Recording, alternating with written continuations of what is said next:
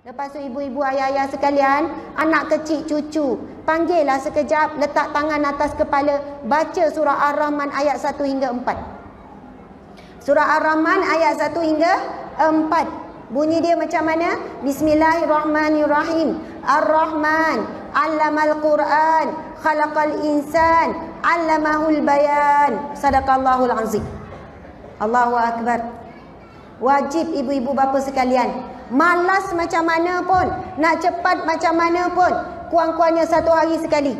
Sebelum pergi sekolah ke, sebelum tidur ke, bila-bila masa, panggil, letak atas kepala. Tak letak atas kepala pun tak apa, tapi bila letak atas kepala tu, anak tu jadi diam, automatik dia jadi macam menunduk, jadi tenang. Kita kan bila dah biasa buat, anak yang kecil umur setahun lebih tu pun mari datang, ambil tangan letak atas kepala. Sebab dia tengok abang kakak dia, comel je, letak atas kepala. Dia pun tengok kita pun baca. Ar-Rahman, Allah yang maha pengasih.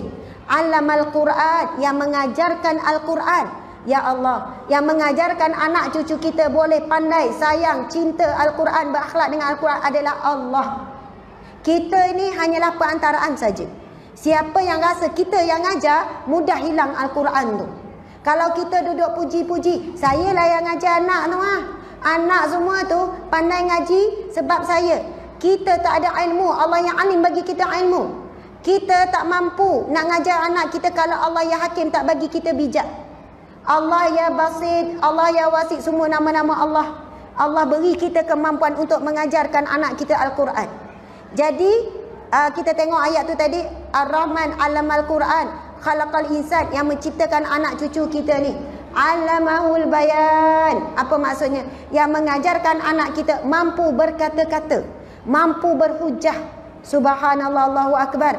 Kalau ibu-ibu buat dekat anak cucu, tengok seminggu, tengok 2 minggu, buat setiap hari sekerap boleh, nampak perubahan pada diri kita yang baca dan diri anak kita. Mereka mula suka kepada Al-Quran, cintakan Al-Quran, sampai ketika kita tak payah paksa sangat. Bila waktu maghrib je, dia pandai ambil Al-Quran nak baca, insya-Allah.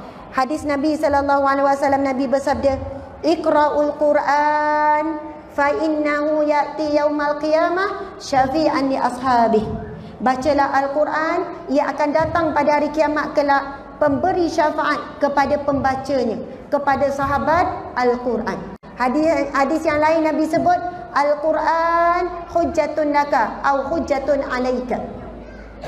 Al-Quran akan menjadi hujah bagi kamu, peguam bela. Bila masuk kubur, bila ditanya, "Man rabbuka?" Al-Quran akan jawab. "Man dinuka?" Apakah agama kamu? Islam dini. Al-Quran akan jawab. "Man nabiyuka?" Siapakah nabi kamu? Rasulullah Muhammad Nabi.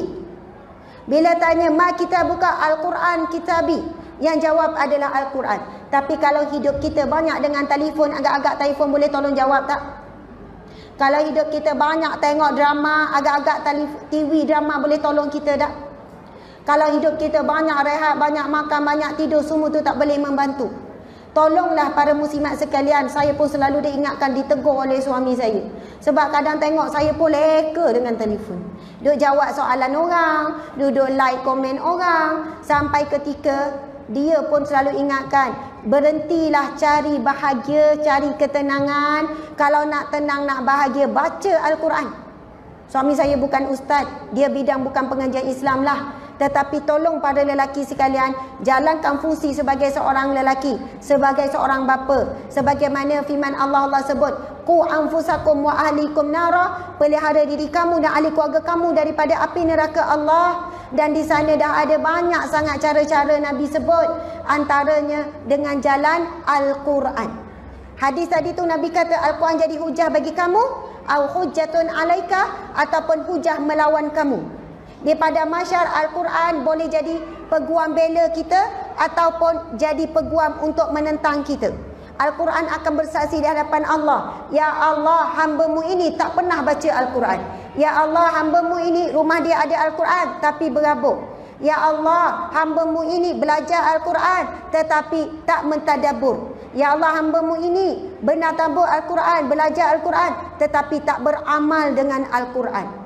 Al-Quran kata pakaian muslimat macam ni. Al-Quran kata pergaulan macam ni. Al-Quran kata lelaki, kepimpinan, semua disebut dalam Al-Quran. Baca Al-Quran tetapi tak beramal Al-Quran, di akhirat kelak Al-Quran akan menentang pembaca yang tidak beramal dengan Al-Quran. Na'udzubillah min zalik. Mudah-mudahan kita dibangkitkan. Al-Quran akan memberi syafaat, akan membantu kita jadi benteng yang kuat, yang teguh daripada azab api neraka Allah Subhanahu wa taala.